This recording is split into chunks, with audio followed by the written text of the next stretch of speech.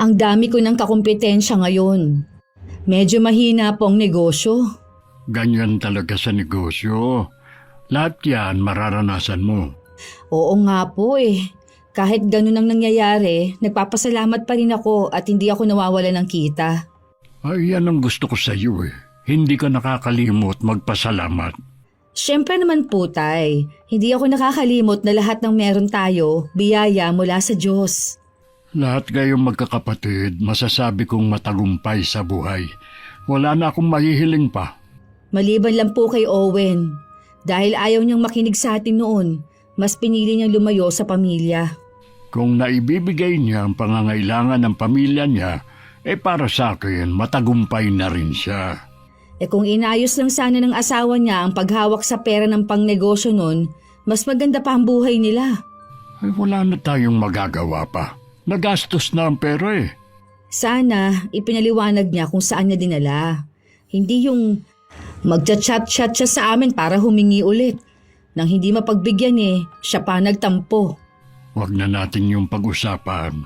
Tapos na naman yon at hindi na ulit lumapit ang hipag mo sa inyo. Wala na talaga siyang aasahan sa amin. Sa lahat ng ayoko, abusadong tao. May mga tao talagang abusado. Kapag hindi na pagbigyan, sila pa ang galit. Uubusin ang pasensya ng taong tumutulong at sila pa ang may ganang gumante. Sabi nga, ang pagiging abusado may katapat na parusa. Kailanman walang pag-asenso ang mga taong may ganitong pag-uugali. Magandang araw, Miss Gwen. Ako po si Ami, 40 years old at tubong Bulacan. Matagal niyo na po akong taga-subaybay sa inyong channel. Gusto ko pong magbahagi ng sarili kong karanasan na minsan hindi ko inisip na mararanasan ko. Madalas ko lang kasing marinig ito sa mga kwento ng matatanda noong araw. Sana po mapili niyo ang aking sulat at sana may mapulot kayong aral dito. Kakausapin ko muna ang ate Ami mo. Sige po, Tay. Sana pumayag si ate. Mahirap po talaga kasi makipisan. Ang dami namin sa isang bahay. Mas mabuti pa rin kasi kung may sarili kayong bahay. Hindi pa po namin yun prioridad sa ngayon. Sakto lang ang kinikita ko eh. Ito na nga sinasabi ng ate mo noon. Unahin mo muna ang pag-aaral dahil para din yun sa iyo. Tay, huwag niyo na lang po banggitin kay ate ang tunay naming sitwasyon ha. Oh, hindi ko sasabihin. At saka hindi naman yun nagtatanong ng tungkol sa iyo eh. Salamat po, Tay. Naiintindihan niyo ako. Papayag naman ang ate mo. Kaya lang sigurado na may kondisyon. Handa naman po kaming makihati sa gastusin dito sa bahay. Doon kasi sa tinitirhan namin, mahirap makihati dahil nga marami kami. Payag naman ba si Jenny na dumito kayo? Opo, gusto na rin talaga niya na makaalis doon. Baka naman napapabayaan niyo na rin ang mga bata. Hindi naman po, kaya lang maraming kaagaw sa pagkain. Hindi naman pwedeng hindi mamigay dahil baka masamain naman ang bayaw at hipag ko. Nagtitiis lang pala kayo doon, ngayon mo lang sinabi. Nahihiya po ako magsabi sa inyo eh. Sana isinama mo na dito, mag-iina mo. Galing po ako sa trabaho, Tay. Dumaan lang talaga ako dito. Ayaw mo bang maghanap ng ibang trabaho? Di ba sabi mo maliit lang ka mo ang sahod mo? Hindi po kasi ganun kadali ang maghanap ng trabaho ngayon. Panibagong pagkuha na naman ng requirements yon. Tapos, wala naman akong ipon para habang naghihintay may panggastos kami. Ayaw mo bang sumubok mag-apply papuntang abroad? Baka hindi rin po ako makapasa sa medical. Meron kasi akong spot sa baga. Nagkasakit kasi ako dati. Hindi ko lang sinasabi sa inyo. Kaya pala hindi ka na tumaba. Bago ka umuwi sa inyo, kumain ka na muna. Sige po, Tay. Wala mo namang hindi kita kayang tiisin eh. Kayong lahat na mga anak ko. May trabaho ako dati. Kung ano-ano ang pinasok ko para lang makatulong sa pamilya at para makapag-ipon na rin. Nang makaipon, nagtayo na lang ako ng maliit na negosyo. Isa tong anik-anik store at sa Divisoria ako umaangkat ng paninda. Hindi ganun kadali nung una. Pero dahil sa sipag at tiyaga ko, nagbunga rin ang paghihirap ko. Nabili ko na ang pwesto na dati nirerentahan ko lang. Maaga rin kami naulilang magkakapatid sa ina. 5 kami at ako ang pangatlo. Lahat sila may kanya-kanya ng pamilya maliban sa akin. Dahil wala pa naman akong pamilya, nasa poder ko si Itay. Madalas gabi na ako nakakauwi. Pagkarating ko nga sa bahay, ang bungad agad sa akin ni Itay ang pagpunta ng bunso kong kapatid na si Owen. Wala naman pong problema kung dito sila titira. Wala naman nang nakatira sa kwarto sa baba. Kaya alam po tay, hindi libre ang tubig at ilaw. Tsaka magluto sila ng sarili nilang pagkain. Sinabi ko naman yun sa kapatid mo. Wala naman daw problema. May trabaho naman kasi siya. Si Jenny po ba may trabaho? Nag-aalaga lang siya ng 3 nilang anak. Parang kailan lang sila nagsama. Ngayon 3 na agad ang anak nila. Oo nga. Mabuti, hindi sila nahihirapan. Hindi naman siguro dahil may trabaho naman ang kapatid mo. Kailan daw sila lilipat dito? Hinihintay lang na pumayag ka at lilipat na agad sila. Sa totoo lang tay, namimiss ko na rin si Bunso. Mula kasi nung nag-asawa siya, bihira na natin siyang nakakasama. Tsaka umiwas sa atin dahil sa issue sa pera, hindi ba? Ganon talaga kapag may pamilya na nag-iiba na rin ang prioridad sa buhay. Ay ikaw, kailan mo ba balak mag-asawa? Nako tay, hindi ko na yan naiisip. Bakit naman? Bata ka pa naman, hindi pa huli para magkapamilya. Kapag nag-asawa ako, sino na po ang makakasama ninyo? Huwag mo kong intindihin. Kaya ko naman na sarili ko. Ang gusto ko, makita kayong mga anak ko na maayos ang kalagayan. Nasa maayos naman po ang kalagayan ko. Masaya ako kahit single. Ay, hindi na nga kita pipilitin. Kung sakaling mag-aasawa ka, ako na ang pinakamasaya sa lahat. Meron po ba kayong sasabihin, tay? Ayun lang tungkol sa kapatid mo. Lumipat na lang kamo sila. Malinis naman ang kwarto sa babae. Tatawagan ko na lang siya mamaya. Sige po, tay. Magpapahinga na ako. Pagod ako sa maghapon. Nung magkatrabaho ako noon, ako na ang tumulong sa pagpapaaral sa 2 kong kapatid na sumunod sa akin. Pero si Lynn lang ang nakatapos at si Owen naman huminto dahil nabuntis ang girlfriend. Inaamin ko na sumama ang loob ko at sinabi sa sarili ko noon na hindi na ako ulit tutulong. Ang bahay naman na tinitirhan namin pag-aari ng magulang namin. Kahit ako ang nagpaayos, sa tingin ko naman wala akong karapatang tumutol kung gusto dito tumira ni Owen. Nakausap ko na si Itay. Pumayag na daw si Ate Ami na doon tayo tumira. Di ba bahay naman yun ng mga magulang mo? Bakit kailangang ate mo ang magdedesisyon? Si ate kasi ang nagpaayos ng bahay namin. Kaya bilang respeto, pinaalam muna ni Itay sa kanya. Hindi ko maiwasang mag-alala kapag nandun na tayo. Bakit naman? Dapat nga maging masaya ka dahil may pagkakataon na tayong makaipon.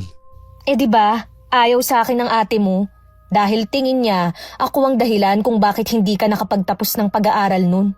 At saka dahil na rin sa pera na hindi ko napalago. Matagal na rin namang nangyari yun eh. Sigurado na wala na yun kay ate.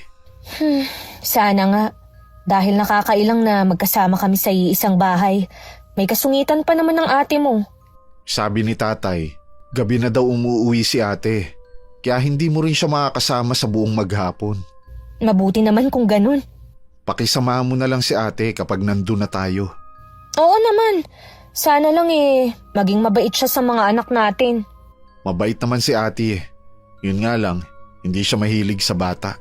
Kapag nasa bahay siya, sabihan mo na lang ang mga bata na huwag mag-ingay. Mga bata yan. Hindi talaga maiiwasan na mag-ingay ang mga yan. Kahit paano, alam niyang sinasaway mo. Napaka-arte naman pala ng kapatid mo. Di wag na lang kaya tayong lumipat sa amin. Ayaw mo naman yata eh. Sinabi ko bang ayoko? Ang dami mo kasing reklamo eh. Hindi naman ako nagre-reklamo. Sinasabi ko lang na napaka-arte ng kapatid mo. Kapag nasa amin na tayo, hindi sina tatay at ate ang makikisama, kundi tayo. Oo na. Kailan tayo lilipat sa inyo? Sa day off ko. Kaya ngayon pa lang, mag-ayos ka na ng gamit natin. Kung ayos lang sa amin ni Itay na sa bahay muna titira ang kapatid ko at ang pamilya niya, hindi kay Tia Gemma.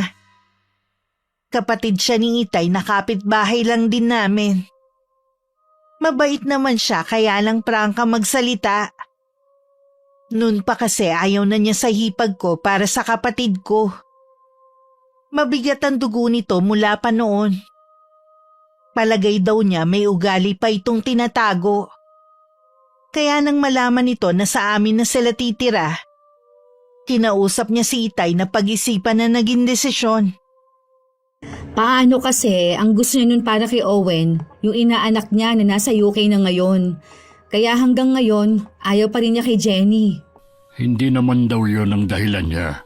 Basta hindi raw maganda ang pakiramdam niya sa asawa ni Owen. Hindi naman siguro magtatagal ang mga yun kung masama ang ugali ni Jenny. Malalaman natin kapag nandito na siya. Kailan nga po pala sila lilipat dito? Sa Martes, yun daw kasi ang araw ng day off ng kapatid mo. Siguro naman po malinaw sa kanila ang pagtira nila dito, no? Oo naman, malinaw naman ang naging pag-uusap namin. Kahit kasi pumayag ako na dumito sila, ayoko pa rin na magulo ang tahimik nating buhay. Huwag ka kasi mag-isip ng negatibo. Pasensya na tay, pagod lang siguro ako. Paano naman kasi, wala ka ng pahinga. Alam niyo naman po na hindi ako sanay na nandito lang sa bahay. Mas magkakasakit ako kung walang ginagawa. Sobrang sipag mo talaga, anak. Dapat talaga nag-aasawa ka na para may katuwang ka na. Ay, ayan na naman po kayo tay Totoo naman kasi na kailangan mo ng katuwang. Sa panahon po ngayon tay, mahirap nang makahanap ng matinong lalaki. Siyempre pipiliin mo ang kakasamahin mo. Ayaw mo ba magkaroon ng anak? Marami naman po akong pamangkin. Iba pa rin kasi kapag sarili mong anak. Pag-isipan mo pa rin. Naiintindihan ko naman si Itay na nag-aalala siya sa akin na maiwan akong mag-isa at walang mag-aalaga sa akin. Pinaubaya ko na rin ang kapalaran ko sa itaas. Hindi naman kasi ko takot mag-isa. Lalo pa ako nagpakabisi sa negosyo ko para hindi na rin ako kinukulit ni Itay tungkol sa pag-aasawa. Sa dami ng ginagawa, hindi ko na malayang nakalipat na pala sa amin ng kapatid ko at ang pamilya niya. Pwede naman kayong magluto dito sa labas. O kaya bumili na lang ng lutong ulam kina Aling Bebang. Gano'n na lang kasi ang ginagawa ko para hindi na ako nagluluto kapag mag-isa lang ako. Hindi po ba kayo naiinip na nandito lang kayo sa bahay? Naiinip din pero nasanay na lang. Ayaw na rin kasi akong pabalikin ng ate mo sa pamamasada Kaya nyo pa naman yata Kaya ko pa naman. Yun nga lang, mahina na ang mga mata ko sa gabi. Binibigyan ba naman kayo ni Ate Ami? Oo, wala akong problema sa mga gastusin ko. Yung iba kong mga kapatid nagbibigay sa inyo? Oo naman, hindi sila nakakalimot. Ako lang pala ang hindi nakakapagbigay sa inyo. Ay hindi naman kita hinahanapan Alam ko naman ang kalagayan ninyo. Hindi ko lang po maiwasan na mahiya sa inyo. Huwag ka nang mag-isip ng kung ano-ano. Ay, siya nga pala. Yan lang ba mga gamit nyo? Opo tay.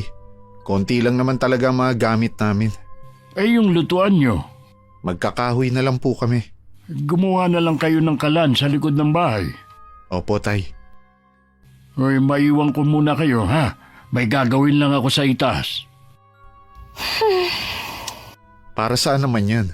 Akala ko kasi, isa sa kwarto sa taas tayo matutulog. Dito lang pala sa silong. Ano ang problema dito? Malinis naman at malawak. Tsaka kwarto namin to ng kuya ko dati. Buti nga pinalagyan ng tiles ni ate kahit walang gumagamit. Tsaka, hindi ba tayo pwedeng makigamit na lang ng kalan? Hanggang dito ba naman kahoy pa rin ang gagamitin natin? Nakakahiya kasi kay ate. Owen, kung nahihiya ka sa ate mo, pwede naman sigurong si tatay ang kausapin mo. Inaalala ko lang kasi ang bunso natin. Hindi na gumaling-galing sa hika niya. Sa likod naman tayo magluluto. Hindi aabot dito ang usok. Kaya lang... Tandaan mo, nakikitira lang tayo dito. Matuto na lang tayong makisama. Nung pag-uwi ko nung gabi, naabutan ko pa si Itay sa sala. Mukhang hinihintay niya ang pagdating ko. Nagmano naman ako sa kanya at papasok na sana sa kwarto ko nang pigilan niya ako. Sinabi niyang dumating na daw si Owen at ang pamilya nito. Tumangulang naman ako at sinabing bukas ko na lang sila kakausapin. Plano ko kasing magpahinga bukas dahil birthday ng pamangkin ko sa kuya namin. May konting handaan daw at pupunta kami ni Itay sa kanila sa hapon. Kinabukasan naman nagising ako sa usok na pumapasok sa kwarto. Napaubo pa ako at saka bumangon para isara ang bintana. Sa gabi kasi hinahayaan ko na lang na nakabukas yun para pumasok ang hangin. Lumabas na lang ako dahil hindi naman ako makakabalik sa pagtulog. Gising ka na pala. Malapit na akong matapos magluto ng almusal natin. Sino naman po kaya nagsisiga ng ganito kaaga? Wala namang nagsisiga sa mga kapitbahay natin. May pumapasok pong usok sa kwarto ko kaya nga ako nagising. Ay baka sina Owen. Kahoy lang kasi ang ginagamit nila kapag nagluluto. Ibig sabihin wala silang kalan? Konti nga lang ang dala nilang gamit Doon kasi sa inalisan nila, may gamit naman. Dapat po nagpupundar din sila ng gamit kahit nakikipisan lang sila. Hindi naman habang buhay wala silang bahay. Ngayong nandito na sila, makakapundar na sila ng gamit. Doon kasi marami sila. Baka naman mag-amoy usok itong buong bahay dahil sa kanila. Hindi naman siguro. Isara mo na lang lagi ang bintana ng kwarto mo. Tay, anong oras po pala tayo pupunta kina Kuya Julius? 3:00 daw. Nakabili na nga ako ng regalo para sa apo ko. Nakabili na rin po ako kahapon. Siguradong matutuwa ang anak ni Kuya. Kikay din yun Hindi ko alam kung makakasama si Owen. May trabaho kasi siya at gabi na rin nakakauwi. Sina Jenny na lang siguro at ang mga anak niyang sasama. Kaya po ba niyang isama ang 3 bata? Di tig-iisa tayo. Sa kanya ang bunso dahil kinakarga pa yun. Naku tay, ngayon lang po ako makakapagpahinga. Ayoko pong mag-alaga ng bata. Minsan lang naman Kahit na po tay. Uy, sige. Ako na lang ang bahala sa 2. Kaya niyo po ba? 7 at 5 taon. Bantahin pa po yun. Mababait naman siguro sila. At saka kasama naman ang nanay nila. Tatawagan ko na lang po si Mang Isko para masundo tayo. Aarkilahin ko na lang ang tricycle niya. Mahirap ang sakayan papunta kina Kuya. Tapos may kasama pa tayong mga bata. Mabuti pa nga. Oy, halika na. Kumain na muna tayo. Maghapon naman ako naglinis ng bahay pati ng silid ko. Kaya wala akong pagkakataon na bumaba para kumustahin ang hipag ko't mga pamangkin. Nung tanghali amoy usok na naman. Napapailing na lang ako at hindi na nagreklamo. Nung mga bandang 2:00 naman, gumayak na ako. Nasa labas na ako ng bahay at naroon na rin ang tricycle na maghahatid sa amin. May ilang minuto na ang nakakalipas, hindi pa rin lumalabas ang hipag ko at mga anak niya. Pinuntahan na nga ni Itay pero binibihisan pa rin daw ang mga bata. Di ba alam naman ni Jenny kung anong oras ang alis natin? Alam naman niyang may mga anak siyang aayusan pa. Nakalimutan daw niya ang oras. 2:00 na daw nung naayusan ng mga anak.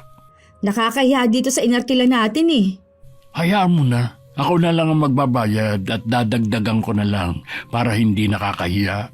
Napakabagal pa. Hanggang kailan ba tayo maghihintay?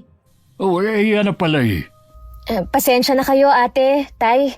Ang ligalig kasing bihisan itong 3 Ang tagal nyo na nga, hindi mo pa napaliguan ng mga anak mo. Maliliit na kasi tayo kung paliliguan ko pa sila. Ano bang ginawa mo maghapon Huwag mo sabing naglinis ka ang liit ng tinutuluyan ninyo.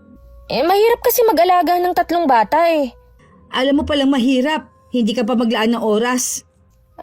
Pasensya na talaga ate. Ay mabuti pa, umalis na tayo. Mga apo, sakay na kayo sa tricycle.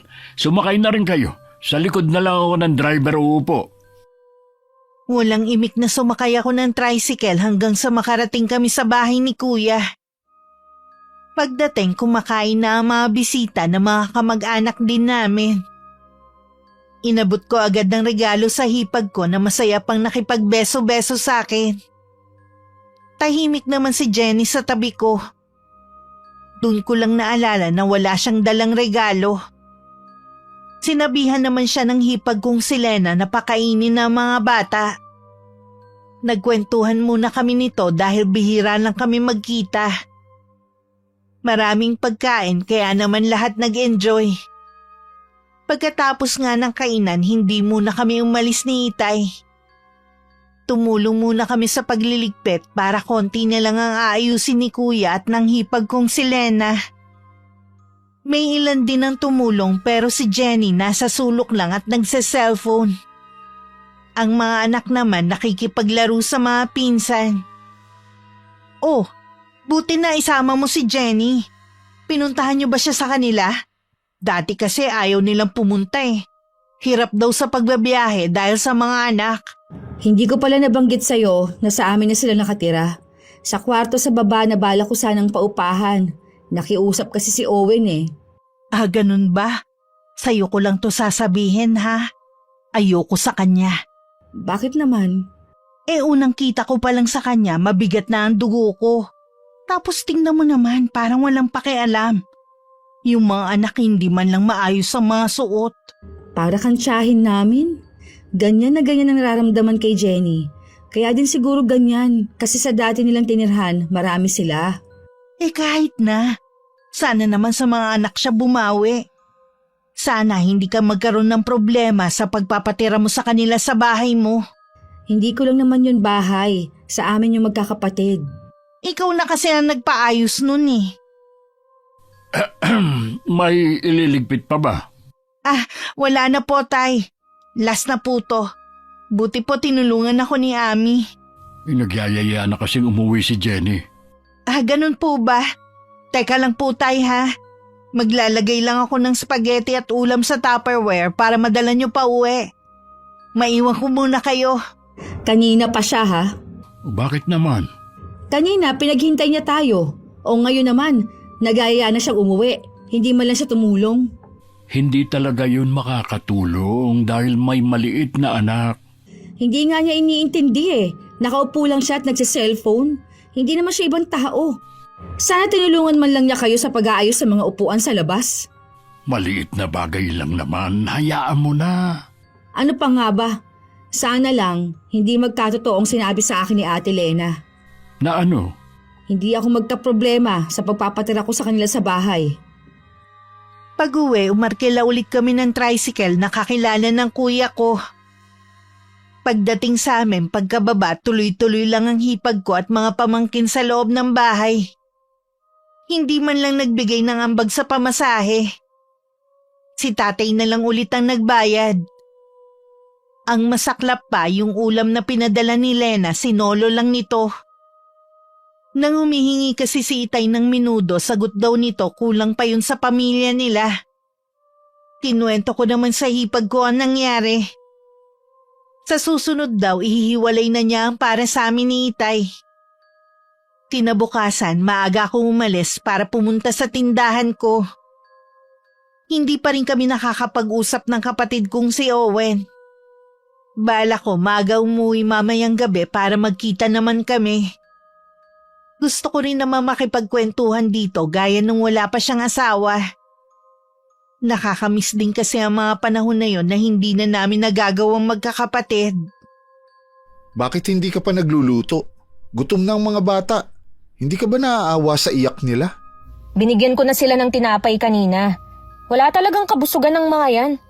Hindi naman kasi sapat sa kanila ang tinapay lang. Tayo ba hindi kakain? Wala ka namang trabaho. Di ikaw ang magpadingas ng apoy. Kaya ba ayaw mong magluto? Tinatamad ka sa kahoy magluto? Meron naman kasing kalan sa taas eh. Hindi ka na lang makiluto. Nakakahiya kay ate. Ano na lang ang sasabihin nun? Hindi naman niya malalaman dahil maghapon siyang wala. Kahit na ba? Ay, ano bang nangyayari dito? Dinig ko ang iyakan ng mga apo ko hanggang sa taas ng bahay ah. Kayo po pala, Tay. Pasensya na kung nakakaistorbo ang mga anak namin. Kanina pa ho kasi nagugutom ang mga bata. Ha? Bakit hindi nyo pa sila pakainin? Wala ba kayong bigas? Nahihirapan ho kasi akong magluto sa kahoy eh. Gamitin nyo na muna yung kalan sa kusina para mapabilis ang pagluluto ninyo. Talaga po, Tay? Ipapagamit niyo ang kalan niyo? Oo, nakakaawa na ang mga anak niyo eh. May ulam pa doon na natira. Kunin niyo na lang din. Sige po, Tay. Salamat po. Hindi na ako mahihirapan sa pagluluto. Ngayon lang naman po kami makikigamit sa inyo. Tinamad lang po si Jenny dahil basa ang kahoy. Mura lang naman ang kalan. Bumili na lang kayo. Ipapahiram ko yung isang tangke namin. Sige po tay, pag-iipunan ko ang pambili. Akala ni Itay isang beses lang makikigamit ng kalan namin si Jenny. Kaya ganun na lang ang gulat niya na nasundan pa yon. Hanggang doon na siya laging nagluluto. Nahihiya naman si Itay na sitahin siya, baka magdamdam siya. Dahil maaga akong umaalis at gabi nang nakakauwi, hindi ko alam na yun pala ang ginagawa nito. Ang napansin ko lang kapag nasa kusina ako, laging madumi ang lutuan na hindi naman dating ganon. Naisip ko na lang na dahil tumatanda na nga si Itay, nagiging makakalimutin na ito. Ako na lang ang naglilinis lagi. Isang gabi bigla ako nagutom kaya nagluto ako ng pansit canton. Hindi pa nga kumukulo, naubos na ang laman ng gas. Nagtaka ko dahil wala pang 1 buwan ko yung binili. Madalas kasi na 3 buwan pa bago yun maubos. Bigla akong kinutuban na baka may ibang gumagamit ng kalan namin. Lalo na hindi na amoy usok ang bahay.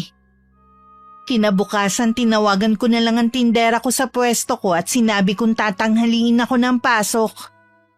Dahil naubusan ng laman ng tangke. Nagsaing na lang ako sa rice cooker at magbubukas na lang ng delata para sa almusal namin.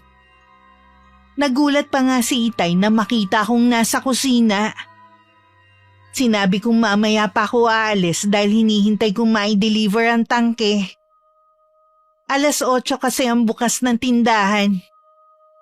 Habang nag-uusap nga kami ni Itay, dumating si Jenny na may dalang kaldero at kawali. Nagulat pa ito nang makita akong nandun. Nandito ka pa pala, Ate Ami.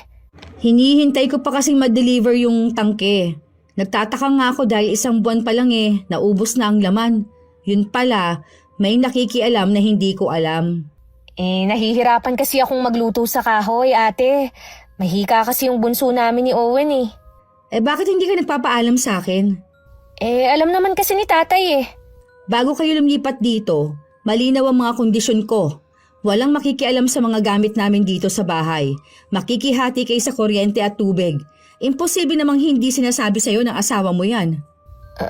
Sinabi naman niya. Alam mo naman pala . Bakit ang kapal ang mukha mo na makiluto sa amin? Mahirap nga kasi magluto sa kahoy. Tsaka hindi naman ako sinisita ni tatay . Mabait kasi si Itay, kaya sinamantala mo naman. Hindi naman siguro namin kasalanan kung wala kayong naipundar na kalan. Pasensya na ate. Hindi na mauulit. Hindi na talaga, dahil bawal na kayo umakyat dito. Nasaan ba si Owen? Kakausapin ko siya. Pumasok na siya sa trabaho kanina pa. Ay, sige na Jenny. Bumaba ka na. Baka hinahanap ka na ng mga bata. Ang kapal na mukha. Pasensya ka na, Iya. Hindi yata niya naintindihan na sinabi ko. Nakakaawa naman kasi yung mga bata . Sinadya niya na hindi magluto para maawa kayo. Ambisyosa ang babaeng yon. Gusto pala magluto sa kalan, hindi magpundar ng sarili. Huwag ka na magalit. Ang aga-aga . Kunot na naman ang noo mo. Paano kasi ang babaeng yon pinapainit ang ulo ko? Hayaan mo na siya. Kakausapin ko na lang ang kapatid mo. Magpalamig ka muna. Ayoko na ikaw ang haharap kay Owen. Baka magkaroon pa kayo ng samaan ng loob ng magkapatid. Siya pang sasama ang loob . Pinatira na nga lang sila dito. Kumayak ka na lang para makaalis ka na. Huwag nang iinit ang ulo, ha? Hanggang sa tindahan ko, nadala ko ang inis ko kay Jenny. Ikinuwento ko naman na nangyari sa tindera ko na tinuturing ko ng kaibigan. Tama daw ang Itay ko. Ipaubaya ko na lang sa kanya ang pakikipag-usap sa kapatid ko dahil sigurado na magtatalo daw kami. Kilala daw niya kasi ako na matagal mawala ang init ng ulo. Pinarating nga ni Itay ang ginagawa ni Jenny sa kapatid ko. Nangako naman ito nakakausapin ng asawa para wala nang maging problema sa bahay namin. Ang damot naman ng kapatid mo. Para yun lang nanggagalaitin na siya sa galit. Sige, bumili ka na ng kalan at tangke. Bakit ba siya ang kinakampihan mo, ha? Ako ang asawa mo. Ikaw naman kasi ang may mali. Hindi ka man lang nagpapaalam. Akala ko kasi ayos lang dahil nakikita naman ni tatay na doon ako nagluluto. Hindi si tatay ang gumagastos sa bahay na to. Sinabi ko naman sa iyo yan dati pa.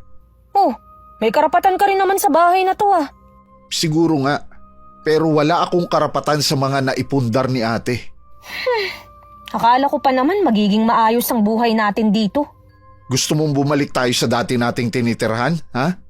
Sige, pwede naman. Para maranasan ulit natin kung paano magutom. At yung pakialaman ng mga gamit at pagkain na tinatago natin. Para makikiluto lang kasi pinagdadamot pa ng ate mo. Magtiyaga ka muna sa kahoy. Kapag sinumpong ulit ng hika ang anak natin, sila ang magpagamot. Baluktot talaga yung katuwiran mo. Ay, di sige, ako na naman. Lagi na lang ako ang mali. Ayaw mo kasing lawakan ng pangunawa mo Nakikitira lang tayo dito. Gusto mo kasi pakialaman ang lahat ng mga gamit dito. Wala ka na rin pinagkaiba sa mga hipag at bayaw mo.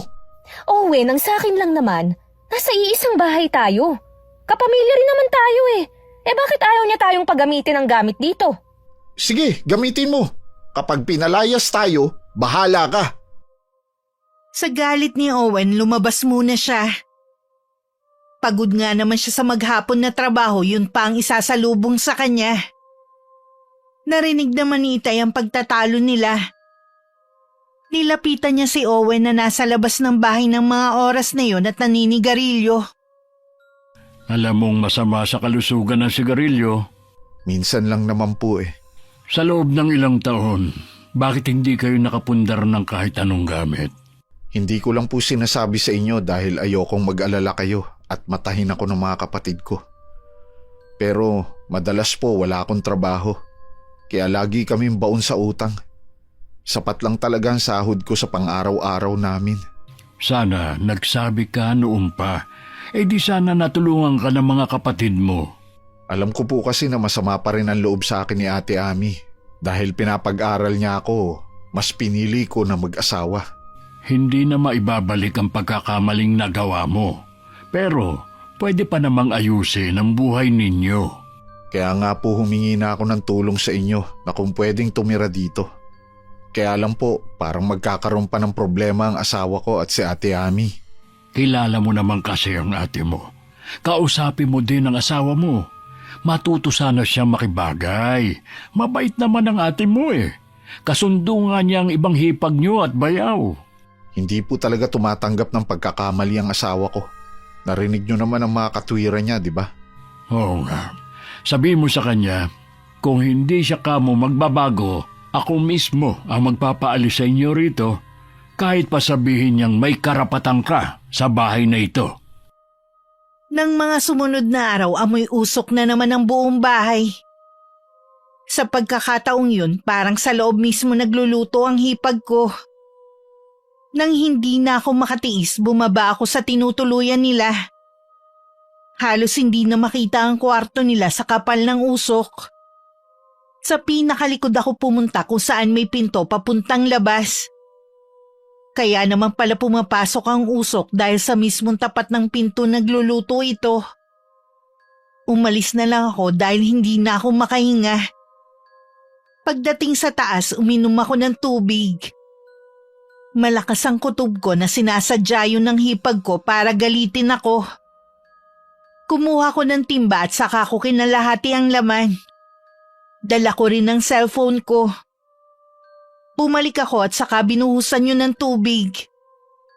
Sumunod naman si Itay sa akin at nakita nga niya kung saan nakapwesto ang kalang de kahoy.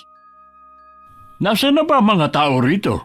Abay masusunog ang bahay natin Nananadya po talaga ang babaeng yun.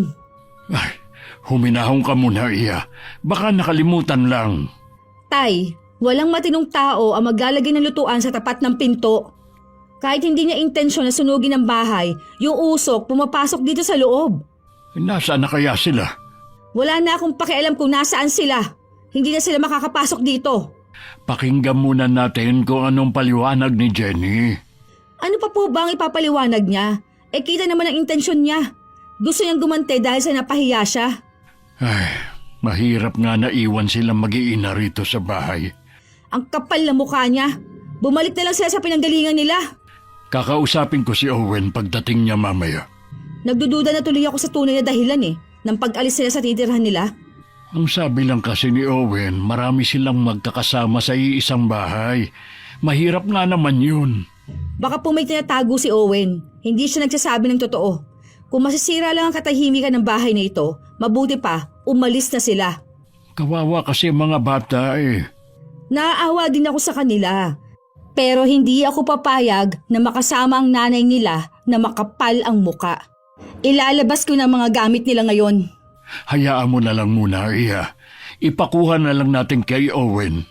Kapag bumalik ang mag-iinang yon, wag na silang pagbubuksan ng pinto. Ipinadla ko ang 2 pinto sa baba para hindi na sila makapasok doon. Wala akong pakialam kung nasan man sila. Hanggang ngayon nagingit-ngit pa rin ako. Wala na ako nun sa bahay nang bumalik ang hipag ko at mga anak. Nagtaka pa sila kung bakit may padlock ang pinto ng tinitirhan nila. Agad niyang tinawagan ng asawa para ipaalam na hindi sila makapasok sa loob. Ano bang nangyari? Hindi ko nga rin alam eh. Umalis lang kami ng mga bata para bumili ng ulam. Pagbalik namin, hindi na kami makapasok. Kumatok ka na kay na ate? Tingin ko wala ring tao sa kanila. Alam mo naman minsan, umaalis ang tatay mo.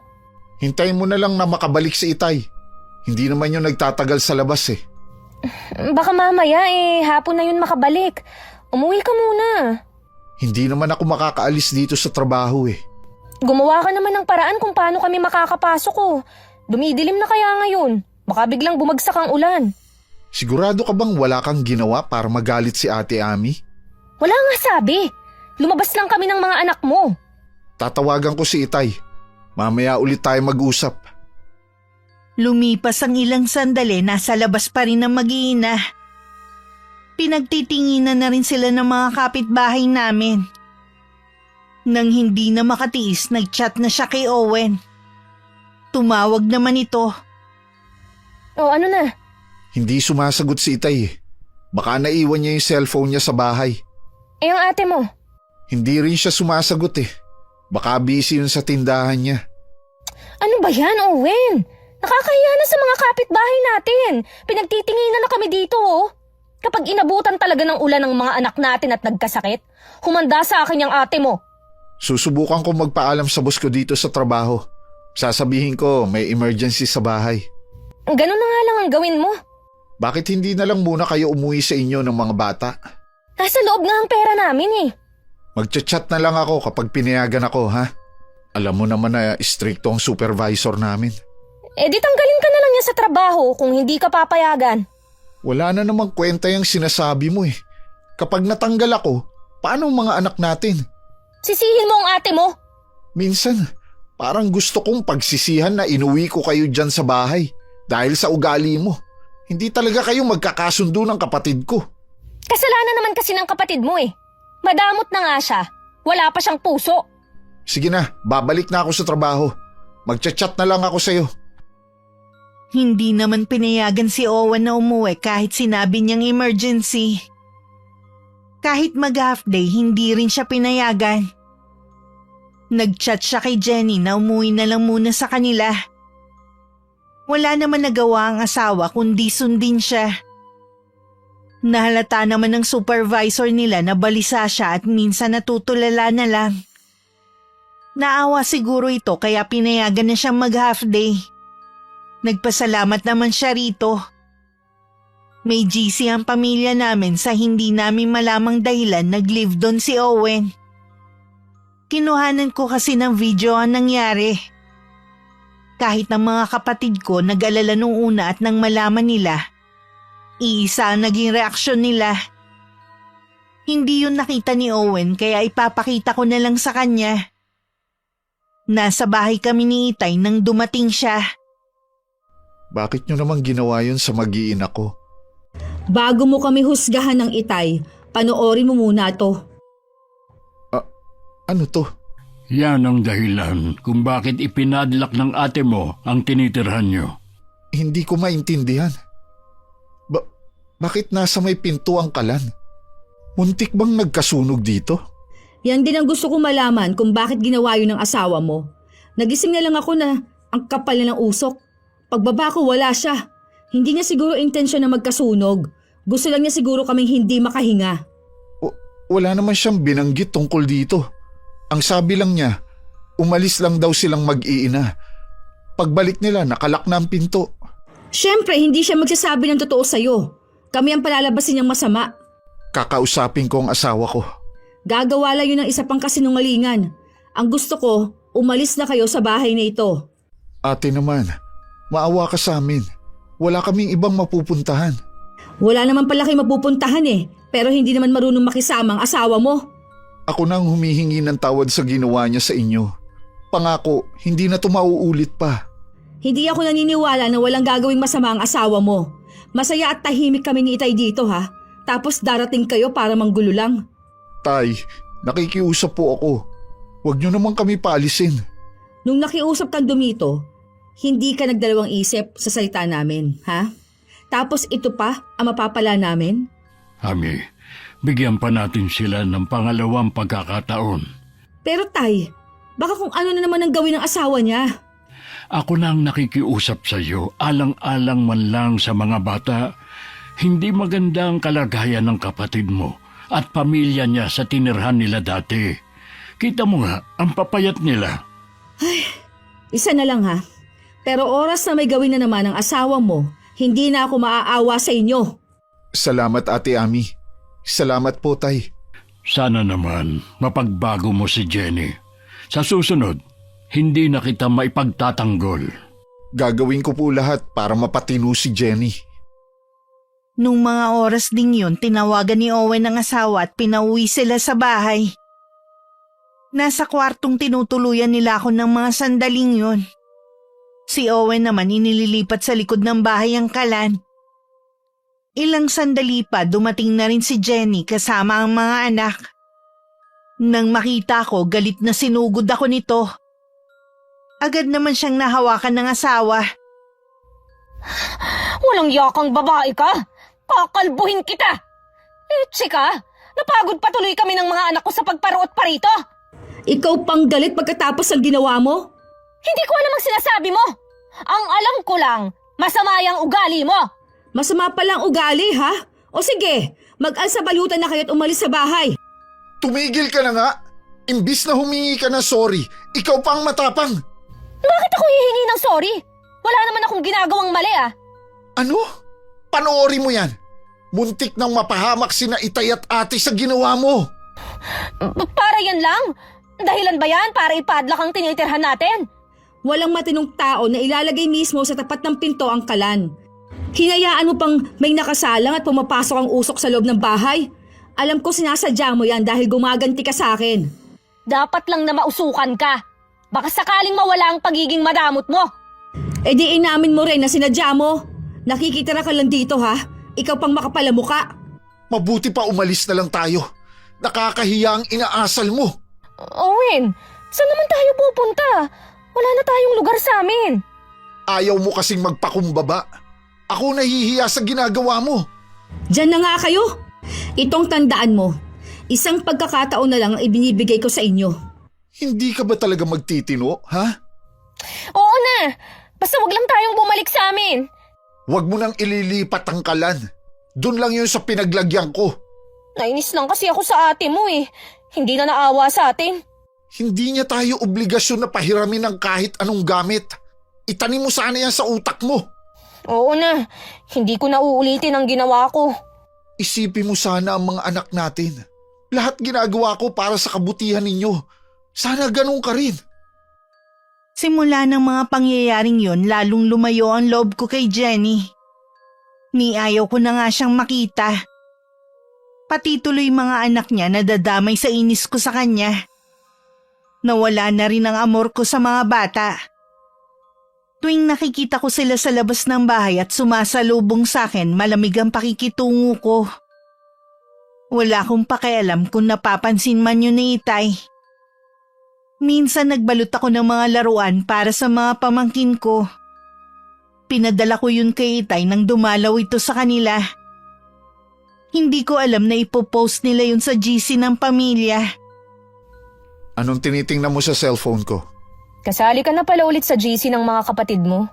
Wala namang masama eh. Mabuti pa ang mga pamangkin mo, no? Maraming natatanggap na regalo mula sa ate mo. Samantalang ang mga anak natin, ni isang candy, wala man lang. Napapansin ko rin na hindi niya pinapansin kapag sinasalubong siya sa labas. Huwag mo na lang bigyan ng issue. Hindi ko lang kasi maiwasan na sumama ang loob eh. Kasalanan mo rin eh. Imbis na hulihin mo ang loob ng ate ko, ginalit mo pa. Ay, nga pala, birthday nung isa mong pamangkin. Nag-i-invite dito sa GC. Pupunta ba tayo? Hindi ko alam eh. Parang nahihiya kasi ako na humarap sa kanila. Bakit naman? Nalaman kasi nila yung ginawa mo eh. Ha? Paano nila nalaman? Nagsumbong ba sa kanila ang ate mo? Oo, Bakit kailangan pa niyang gawin yun? Baka ang sama na ng tingin nila sa akin. bago ka kasi gumawa ng isang bagay, isipin mong maigi ang kalalabasan nun. May mga pangyayari kasi na mahirap nang mabura sa isipan ng mga tao. Aminado naman ako na nadala lang ako ng inis ko sa ate mo eh. Hindi ko naman sinasadya eh. Ano ba ang dapat kong gawin para mapatawad ako ng ate mo? Kilala ko si Ate Ami. Hindi madaling lumambot ang puso nun. Lahat naman na sinunod ko. Kahit hirap na nga ako sa pagluluto sa kahoy, hindi na ulit ako nakigamit ng kalan nila eh. Hindi ko nga pinapaakyat ang mga anak natin sa tinitirhan nila. Minsan naiisip ko, kung hindi ko sinuway si ate, maganda rin sana ang buhay ko. Kahit magsisi ka pa, hindi mo naman na maibabalik ang nakaraan. Alam ko, kaya sa mga anak na lang natin ako babawi. May mga panahon talaga na tuwang-tuwa akong magregalo sa mga pamangkin ko kahit walang okasyon. Totoong wala akong hilig sa bata dahil hindi ko kasi alam kung magiging mabuti akong ina. Pero masaya akong nagbibigay ako ng mga regalo. Naabutan nga ako ni Itay na naglalagay ng mga laruan, damit at mga kung ano-ano na galing sa paninda ko. Napapangiti na lang siya dahil alam niya kung para kanino yun. Matutuwa na naman ang mga pamangkin mo niyan. Isasabay ko na lang po ang pagbibigay sa birthday ni Josh para lahat sila may regalo. Ay teka, parang kulang yata ang mga yan. Tama naman po, Tay. Ako pa ba makakalimutan ko kung ilan ang mga pamangkin ko? Kulang ng 3. Nakalimutan mo yata ang mga pamangkin mo kay Owen. Tay, hindi po sila kasama sa bibigyan ko. Baka naman mainggit ang mga yun kapag nakita nila na wala sila. Bakit, pupunta ba sila? Oo naman. Pamilya natin sila kahit anong mangyari. Huwag mo naman sanang idamay ang mga bata. Hindi ko po sila dinadamay. Wala naman kayong narinig sa akin laban sa kanila. Wala nga. Pero malamig naman ang pakikitungo mo sa kanila. Hindi naman po ako malambing sa mga bata eh. Alam nyo yan. Pero iba ang lamig mo sa kanila. Kasalanan yun ng nanay nila. Hinadlangan na nga niya ang pag-aaral ni Owen nun eh. Hanggang ngayon ba, kontrabida pa rin siya. Gusto ko sana magkaayos kayong maghipag alang-alang sa kapatid mo. Tapos na naman ang pangyayaring yun. Malabo na po yan, Tay. Huwag niyo na po sanang ipilit pa. Hindi ako nawawala ng pag-asa. Kahit nga po sina Ate Lena at iba pa eh, ayaw sa kanya. Meron daw sa pagkatao niyang hindi nila maipaliwanag. Hindi nyo lang kasi sinubukan na makipaglapit sa kanya. Sinubukan po namin, Tay. Pero sila itong lumalayo. Kita nyo nga. Ilang beses silang inimbita nun sa mga okasyon. Hindi sila pumupunta. Maliban lang nung nandito na sila. Subukan nyo pa rin sana. Lalo ka na at nasa iisang bahay lang tayo. Huwag na po natin yung pag-usapan. Ayoko masira ang mood ko. Iniwan na rin ako ni Itay mag-isa. Nang wala na siya, tsaka ako nilabas ang 3 paper bag na may mga lamang laruan at damit.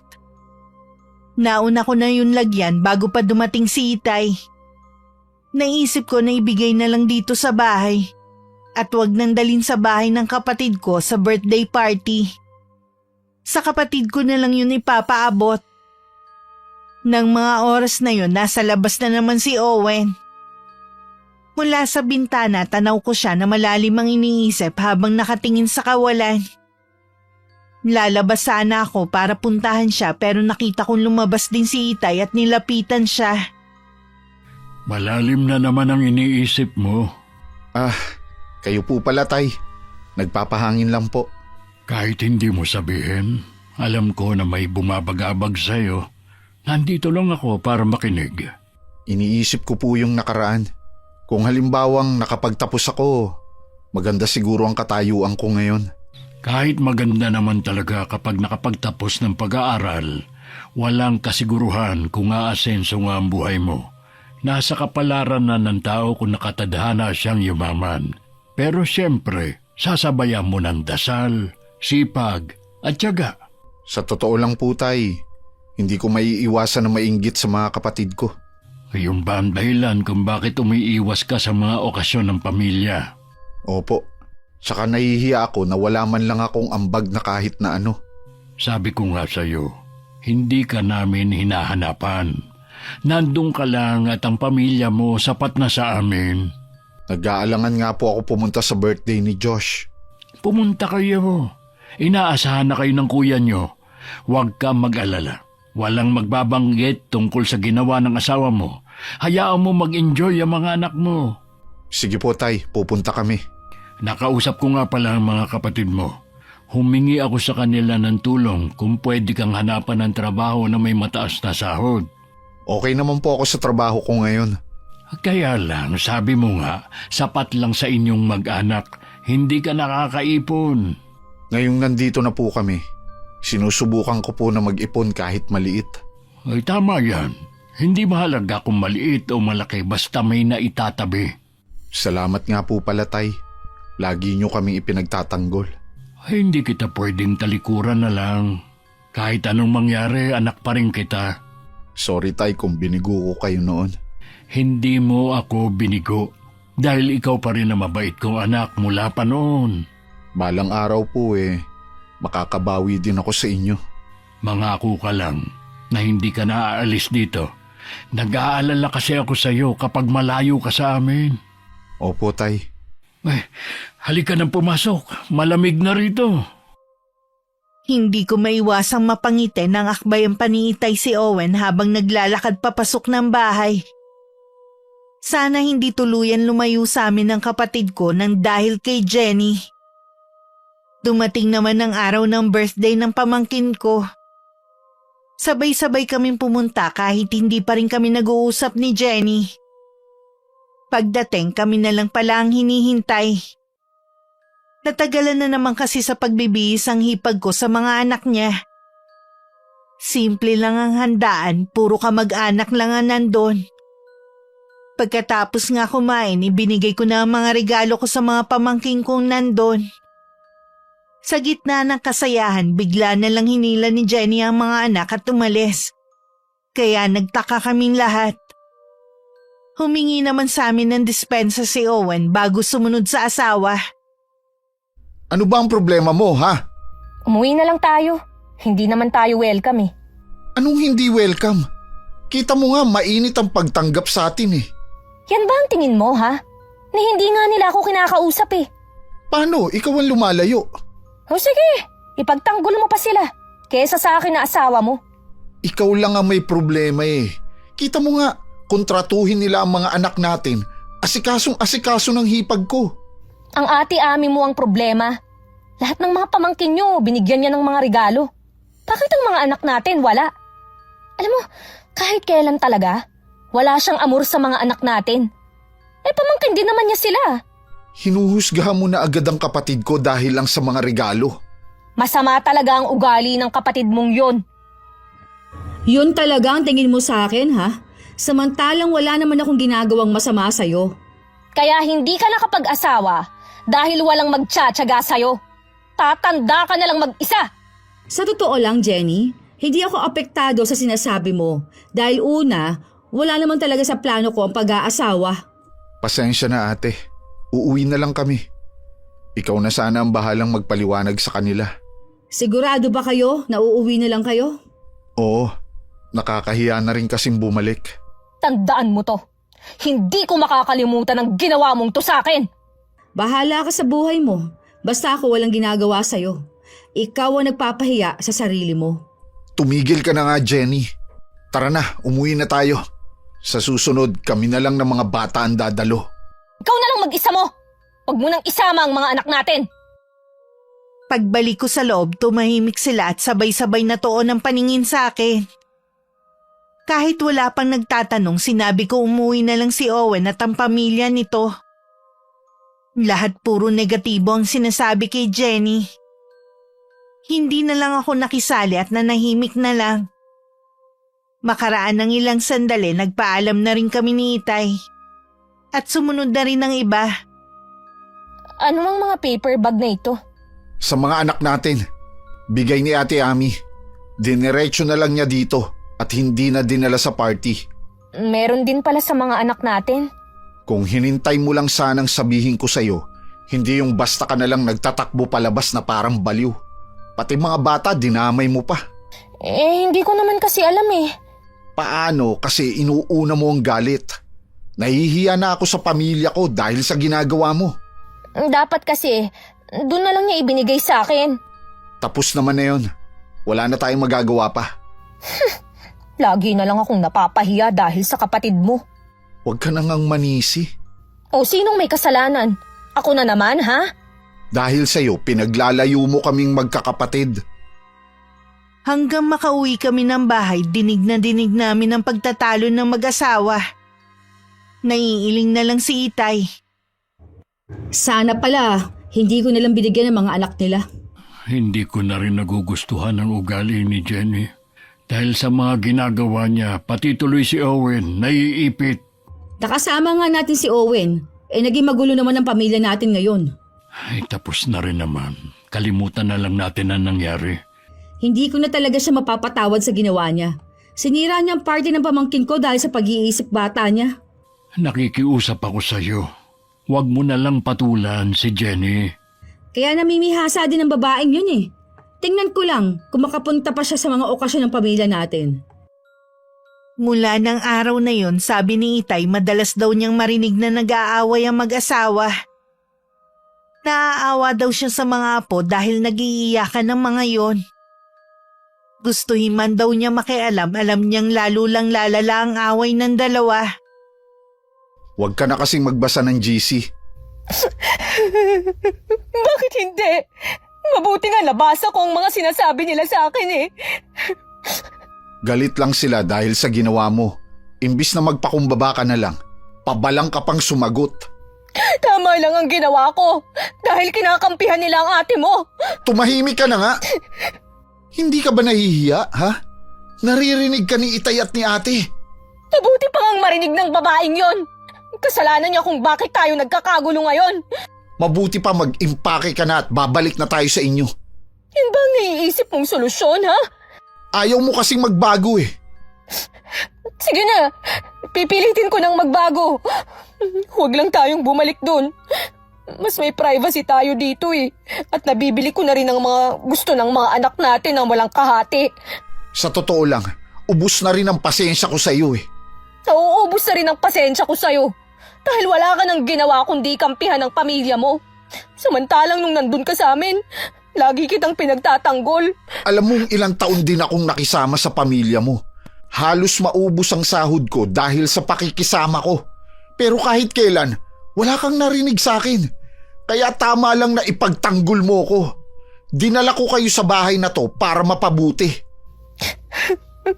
Aminado naman ako sa pagkakamali ko eh. Ano pa bang gusto mo, ha? Bahala ka na kung ano ang gusto mo. Hindi ka naman kasi nakikinig sa akin eh. Owen, teka lang. Nag-uusap pa tayo eh. Pabayaan mo na lang muna ako. Gusto ko mapag-isa. Nakita ko na naman sa labas ng bahay ang kapatid ko dun sa paborito niyang tambayan. Kita sa kanya ang bigat ng problemang dinadala. Hindi ko napigilang lapitan siya. Araw-araw na lang kayo nagtatalo ni Jenny. Dinig na dinig kasi namin sa taas. Pasensya na ate kung nakakaistorbo kami. Huwag mo kaming intindihin. Ang mga anak ninyong alalahanin mo. Huwag niyo sanang hayaan na makalakhan nila na nag-aaway kayo palagi. Si Jenny kasi ang laging nag-uumpisa eh. Pagod na nga ako sa trabaho, bunga nga pa niyang isasalubong niya sa akin. Ganun ba siya kahit sa tinitirahan ninyo? Oo, nakakasawa na nga eh. Akala ko magbabago kapag lumipat kami dito. Kung gano'n naman pala, bakit kailangan mo makisama pa sa kanya? Kung sinasabi mo ate na hiwalayan ko siya, hindi ko magagawa. May mga anak kami. Hindi na uso ang martir ngayon. Pwede mo namang suportahan ng mga bata eh. Hindi ko alam kung makakaya ko. Nandito lang kaming pamilya mo. Handa ka naming tulungan. Kesa naman sa lagi nilang kayong nagtatalo. Ikaw lang ang inaalala ko. Palayasin mo na ang babaeng yun. Lingid sa akin, narinig pala ng hipag ko ang mga sinabi ko. Matalim ang titig niya sa akin habang nakakuyom ang mga kamao. Tahimik na lang siyang pumasok sa loob ng bahay. Nang mga sumunod na araw, wala na raw naririnig na pagtatalo si Itay sa mag-asawa. Nakahinga naman ako ng maluwag sa nalaman. Pangit naman kasi sa isang bahay na meron laging nag-aaway. Baka po sinunod na ni Owen ang payo ko sa kanya. Ano ba ang sinabi mo sa kapatid mo? Pinayuhan ko po siyang hiwalayan na lang ang asawa kesa naman sa araw-araw sila nag-aaway. Hindi naman tama yan. Hindi mo man lang iniisip ang mga anak nila. Kesa naman po nakikita ng mga bata ang pag-aaway nila. May epekto kaya yun sa mga anak nila? Alam ko pero hindi solusyon ang paghihiwalay. Madali mo yan nasasabi dahil wala ka sa lugar ng kapatid mo. Pasensya na tay. Akala ko kasi tama yun. May mga kakilala naman kasi ako na naghihiwalay pero mas naging maayos ang kalagayan nila. Hindi lahat gano'n na nagiging bunga ng paghihiwalay. At saka sila dapat ang magdesisyon sa bagay na yun. Na kay Owen naman po kung susundin niyang sinabi ko. Nakakadagdag din kasi sa pag-aaway nila yung nababasa ni Jenny sa GC. Totoo naman kasi ang sinasabi doon. Hindi niya kailangang sumama ang loob. Kahit na totoo, hindi na sana yon pinag-uusapan. Hindi naman ako nakikisali. Alam niyo naman, kapag may gusto kong sabihin sa isang tao, kukumprontahin ko na lang siya. Ang bigat na ng bahay na ito. Sa tuwing papasok ako, parang nawala na yung saya, kundi napalitan na ng lungkot. Walang dapat sisihin kundi si Jenny. Sa lahat ng hipag ko, siya lang ang pinakakaiba ang ugali. Ang inaalala ko, baka mapilitan na rin ng kapatid mo na umalis kahit nangako pa siya na mananatili dito sa atin. Pipigilan ko po siya, tay. Magtitiis na lang ako na pakisamahan ng hipag ko. Basta wag lang kayo malungkot. Isang umaga tinanghali ako ng gising. Wala rin akong ganang umalis. Inayos ko lang ang higaan ko at saka lumabas na ako ng kwarto ko. Naabutan ko pa si Itay sa kusina na naghahanda ng almusal namin. Tahimik naman ako naupo habang pinanonood siya sa ginagawa. Nang mapasulyap ako sa labas ng bintana. May mga ibon kasi na bigla na lang nahuhulog kung saan. Nang buksan ko ang bintana, mga ibon nga ang nasa lupa at wala na silang buhay. Nang sulyapan ko si Itay, napaantanda ito. Masamang pangit tayo nito. Ano po ang ibig niyong sabihin? May kasabihan kasi ang mga matatanda noong araw. Kapag namatay ang mga ibon na walang dahilan at nasaksihan mo pa, may masamang mangyayari. Wala naman po siguro. Sabi niyo nga, kasabihan lang niya ng mga matatanda. Oo nga, pero iba kasi ang kutob ko. Huwag na po kayo mag-isip ng kahit ano. Tay, Ate Ami. Oh, ikaw pala. Anong kailangan mo, Iha? Naubusan ho kasi kami ng kahoy. Baka po pwede akong makiluto sa inyo. Ay, sige. Gamitin mo na. Tapos na rin naman ako magluto eh. Marami pong salamat. Si Owen ba pumasok sa trabaho? Ilang araw na po siyang hindi nakakapasok. Masama po kasi ang pakiramdam niya eh. Bakit hindi mo malang sinasabi sa amin? Akala ko kasi alam niyo. Magtatanong ba si Itay kung alam niya? Wala na rin palang trabaho si Owen. Nag-chat kasi ang supervisor niya. Tinanggal na siya dahil sa hindi niya pagpasok ng ilang araw. Ano? Kaya mula ngayon, obligasyon niyo na kaming buhayin dahil wala ng trabaho ang asawa ko. Ang kapal naman ng mukha mo para sabihin mo sa amin yan. Kanino pa ba kami aasa? Dito kami nakatira. Ano ba kasi ang sakit ni Owen? Ilang araw na po siyang nilalagnat. May iniinom ba siyang gamot? Meron naman po. Pupuntahan ko lang muna siya. Bakit hindi mo ipinaliwanag sa supervisor niya na may sakit ang asawa mo? Hindi naman yun maniniwala. Iisipin lang niya na nagdadahilan si Owen. Kahit na, sana sinubukan mo pa rin. Wala na tayong magagawa pa. Tapos na eh. Wala na siyang trabaho. Sa nakikita ko, parang hindi ka naman apektado. Alam ko kasi na hindi niyo kami pababayaan. Sa lahat ng taong nakilala ko, ikaw ang pinakamakapal na muka. Wala akong pakialam kung yan ang tingin mo sa akin.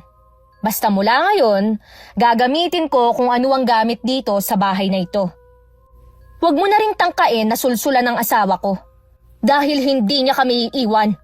Tama nga, lahat sila sinasabi na may tinatago kang ugali. Hindi na ako nagtataka kung mismong pamilya mo nagpaalis sa inyo sa tinitirhan nyo dati. Sige, magluto ka na. At baka mag-iyakan na naman ng mga anak mo dahil nagugutom na. Naabutan ni Itay si Owen na balot ng kumot habang nakahiga sa sahig na nalalatagan lang na manipis na higaan. Nakapikit din ito at hindi niya alam kung natutulog nga ba. Ilang sandali muna niya itong pinagmasdan bago nilapitan. Hinawakan niya sa noo at mabilis din nabawi ang kamay. Nakakapaso kasi ang init nito. Nagising naman si Owen at napangiti na makita si Itay. O ano, kumusta na ang pakiramdam mo? Okay naman po ako, Tay. Ilang araw ka na bang nilalagnat? 4 na araw na po. May iniinom ka bang gamot? Opo, binilhan po ako ni Jenny. Kapag bukas hindi pa rin bumuti ang lagay mo, dadaling ka na namin sa ospital. Lagnat lang po to. Mawawala rin to. Ang payat mo na kasi. Ano ba ang pagkain na gusto mo, ha? Ibibili kita, tamang-tama, pupunta ako ng palengke. Kayo na lang po ang bahala, Tay. Nasa taas nga pala ang asawa mo, nagluluto siya. Pakisabi po kay Ate Ami, wag na po niyang galitin ang asawa ko. Ayoko siyang mapahamak. Patawarin niyo ako, Tay, kung dito ako sa inyo napatakbo. Pakiramdam ko kasi, dito lang kami ligtas ng pamilya ko. Hindi kita maintindihan, anak. Meron ka bang hindi sinasabi sa akin? Hindi ko pwedeng sabihin sa inyo. Basta, Tay, mag-iingat po kayo. Kung sakali man na may masamang mangyari sa akin, kayo na po ang bahala sa mga anak ko. Mahal na mahal ko sila. Mabuti pa siguro dali na kita sa ospital. Kung ano-ano na kasi ang sinasabi mo, baka dahil yan sa taas ng lagnat mo. Hindi na po, Tay. Hindi rin naman makakatulong ang doktor sa akin. Ano ba ang sinasabi mo, anak? Pinag-aalala mo ko, ha? Pasensya na po, Tay. Hindi po yun ang intensyon ko. Siguro nga, dala lang ng lagnat ko. Mabuti pa, magpahinga ka na lang. Sasamahan muna kita, ha? Habang hindi pa bumabalik si Jenny. Salamat po, Tay. Nabanggit nga pala ni Jenny na wala ka na raw trabaho. Opo, stricto po talaga ang supervisor namin. Huwag ka mag-alala. Lalapit ako sa kuya mo para matulungan ka. Ang isipin mo muna ang gumaling ka. Kami na muna ng ate mo ang bahala sa mga pangangailangan niyong mag-anak. Ayoko pong maging pabigat sa inyo. Alisin mo nga yan sa isip mo. Anak kita, kahit kailan hindi ka magiging pabigat sa amin ng ate mo. Nakaluto na ako. Kumain ka muna. Hoy, nandito na pala si Jenny. Kumain ka muna para makainom ka na ng gamot. Pupunta muna ako sa palengke ngayon. Sige po, Tay. Anong sinabi mo sa tatay mo? Wala akong sinabi na kahit na ano sa kanya. Sinagot ko lang ang mga tanong niya. Nakikiusap ako sa'yo. Huwag mo na lang silang idamay. Wala akong gagawin sa kanila kung susunod ka sa mga sinasabi ko. Akala ko iba ka sa pamilya mo. Kaya nga kita inilayo doon. Yun pala, wala kang pinag-iba sa kanila. Napuno na kasi ako sa ate mo eh. Huwag mo siyang sasaktan dahil mananagot ka sa akin. Wala kang magawa sa kalagayan mo ngayon eh. Babantaan mo pa ako. Kung kinakailangang ibuwis ko ang buhay ko, gagawin ko para sa kanila. Sila pa rin talaga ang inaalala mo kaysa sa akin, ha? Dahil pinili mo na magpakasama, inilayo na nga kita, di ba? Ano, mas gusto mo pa rin balikan ang nakaraan? Siguro nga, hindi na tayo aasenso kahit kailan dahil na rin sa'yo. Ikaw ang malas sa pamilyang to. Makikita mo, Owen. Pagsisisihan mo ang mga sinabi mong yan. Kahapon pa masama ang pakiramdam ko. Lagi rin masakit ang kanang bahagi ng mukha ko. Tuwing tumitingin naman ako sa salamin, wala naman ako nakikitang mali. Hirap din akong lumunok ng pagkain dahil pakiramdam ko bumabara sa lalamunan ko. Hindi naman ako makadaing kay Itay. Dahil alam ko nag-aalala rin siya kay Owen na hindi pa rin gumagaling hanggang ngayon. Kapag hindi pa rin bumuti ang lagay ko, pupunta ako sa doktor para magpa-check up. Tay, okay lang po kayo? Oo naman. Tulala kasi kayo eh. Kumusta po si Owen? Wala pa ring pagbabago sa kalagayan niya. Bakit parang namamaga ang mukha mo? Sigurado po ba kayo? Oo, at saka namamanas ka. Kahapon naman hindi ka ganyan. Medyo masakit nga po ang kalahati ng mukha ko at hirap din akong lumunok. Bukas nga po kapag hindi pa tumigil ang pakiramdam ko, pupunta na ako sa doktor. Tama yan, mabuti nang maagapan. Gusto ko na nga rin dalhin ng kapatid mo sa ospital pero ayaw niya talaga. Meron nga pala akong pakiusap sa iyo. Ano po yun, Tay? Kapag magkaharap kayo ni Jenny, maging mabait ka na lang sa kanya. Wala naman akong ginagawa sa kanya. Kita nyo naman, basta nalang umaakyat dito at nakikigamit sa kusina natin. Ultimo washing natin, ginagamit na niya nang walang paalam. Meron kasing sinasabi ang kapatid mo. Nakikita ko sa mga mata niya ang takot. Sa tingin ko, meron pa siyang hindi sinasabi sa atin. Sinubukan niyo po na kausapin siya ulit? Lagi kasing nakabantay si Jenny. Hindi siya makapagsalita kapag nasa paligid lang ang asawa niya. Pasensya na, Tay, ha. Masama talaga ang pakiramdam ko. Nahihilo ako. Ay, Ami? Ami! Ay, Diyos ko! Ano nangyayari sa iyo, anak? Ang bilis lumaki ng bukol sa mukha mo! Dalhin niyo na po ako sa ospital, Tay. Hindi ko na kaya ang sakit. Parang mabibiyak ang mukha ko. Check. Tumawag lang ng tricycle si Itay at sakay na lalayan na ako sa paglabas ng bahay. Nakita ko pa si Jenny sa labas na may hawak na walis. Blanko ang mukha niya habang nakatingin sa amin. Hindi ko alam kung ano ang tumatakbo sa isip niya ng mga oras na yon. Tumitindi rin ang sakit na nararamdaman ko. Sinugod ni tatay ang ate mo sa ospital. Anong ginagawa mo sa ate ko, ha? Hindi pa rin kasi siya nagbabago ng pakikitungo sa akin. Ano pa ba ang gusto mo, ha? Pumayag na sila na gamitin mo ang gamit nila. Sinisita ka ba nila, ha? Hindi nga. Pero alam ko na masama ang loob ng ate mo. Hayop ka! Hindi kita mapapatawad oras na may masamang nangyari sa ate ko. Teka nga, hayop na ba talaga ang tingin mo sa akin, ha? Oo, nagsisisi ako na ikaw ang pinili ko kaysa sa pangarap ko. Ang dami kong sinakripisyo ng dahil sa'yo. Owen, Huwag mo na akong hawakan. akala ko ba mahal mo ko? Sa ginagawa mo sa pamilya ko, unti-unti nang nawawala ang pagmamahal ko sa'yo. Kung gano'n naman pala, dapat mawala ka na rin. Kesa naman iwan mo kami dahil hindi mo na ako mahal. Mas gugustuhin ko na nga lang mawala kaysa makasama ka habang buhay. Tingnan natin. Saan ka pupunta? Sa bahay ng mga magulang ko. Huwag mong isasama ang mga anak ko. Tingnan mo na sila ngayon. Dahil hindi mo na sila makikita kahit kailan. Jenny! Ibalik mo ang mga bata dito! Jenny! Agad naman akong sinuri ng doktor pagdating namin sa ospital. Makalipas ang ilang sandali, lumabas naman ang resulta na wala akong sakit. Normal naman lahat ng test. Dahil wala namang makita sa aking problema, pinauwi din ako ng araw na yon.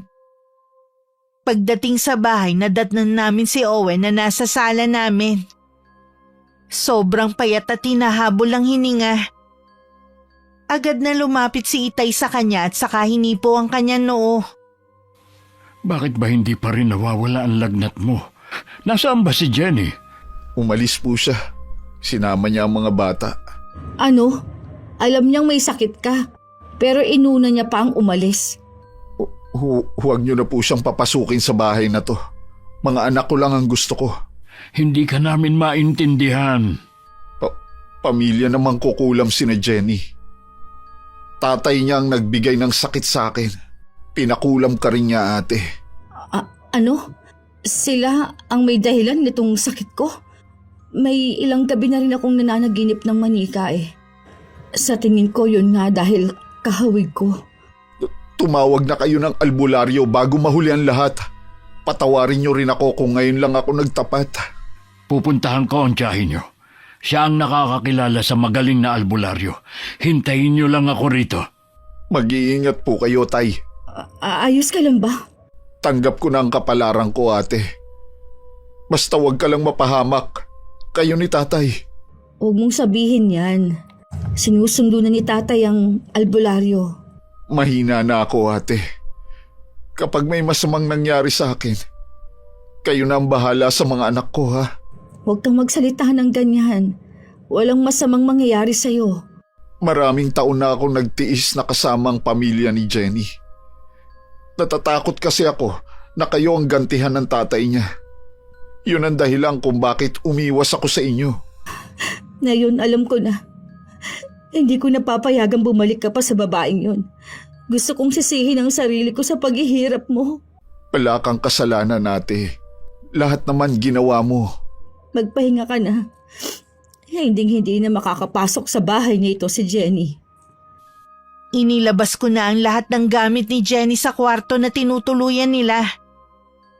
Kung may dala man siyang salot, kahit paano nailabas ko na. Ilang sandali pa dumating na rin ang matandang albularyo kasama ni Itay at tiyahin ko. Unang ginamot si Owen. Nawalan na ito ng malay sa tindi ng sakit na nararamdaman. Habang naghihintay, sumuka naman ako ng maitim at malansang likido. Ayos ka lang ba, anak? Kaya ko pa pong tiisin ang nararamdaman ko, Tay. Kailangang maghintay tayo hanggang bukas. Sana lang malampasan ni Owen ang matinding sumpang ibinigay sa kanya. Ginawa ko ng lahat. Ikaw naman, Iha, ang kailangan kong gamutin bago pa lumala ang kalagayan mo. Nakikiusap po ako sa inyo. Pagalingin po ninyo ang kapatid ko. Manalig ka lamang sa Panginoon. Ginawa lamang niya akong instrumento para manggamot, pero siya pa rin ang magpapasya. Kung hindi para sa atin ng kapatid mo, kunin na niya. Kesa kapiling nga natin siya, patuloy naman siyang nagdurusa. Kahit masama ang pakiramdam ko, laman ng panalangin ko na sana gumaling si Owen. Kahit ako na lang ang maging kapalit. Marahil dininig ng Diyos sa mga dasal namin. Nagmulat ng mga mata si Owen. Unti-unti na rin bumabalik ang kulay ng balat niya. Ganon din ako na kahit nangihina pa, lumapit sa kanya at mahigpit siyang niyakap. Salamat sa Diyos. Hindi ka niya kinuha sa amin. Iniligtas kayo ng pananampalataya nyo. Kailanman hindi mananaig ang kasamaan laban sa kabutihan. Maraming salamat sa inyo, Mang Lucio. Hindi nyo ko kailangang pasalamatan.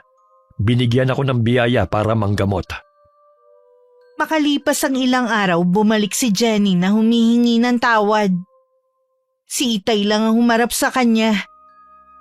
Alam kong matinding pagpipigil lang sa sarili ang ginagawa ni Itay para hindi masaktan ang hipag ko. Wala ka ng puwang sa bahay na ito. Mabuti pa umalis ka na. Kung meron ka ring awa sa mga anak mo, ibibigay mo sila sa amin. Nagmamakaawa po ako sa inyo. Ipakausap niyo na sa akin si Owen. Ayusin namin ang pamilya namin. Hindi mo na makakausap si Owen kahit na kailan. Kinuha na siya ng kuya niya. Hindi ako naniniwala sa inyo. Humanda na lang kayo ng pamilya mo. Pagbabayaran niyo ang kasamaang ginawa niyo. lahat ng ginawa ng ama mo, babalik sa kanya. Maawa na po kayo, Tay. Huwag niyong gawin yan sa ama ko. Wala ngang puwang sa inyo ang awa eh. Pues, hindi rin ako maaawa sa inyo. Tay! Huwag pa muna kayong umalis. Mag-usap pa po tayo. Tay!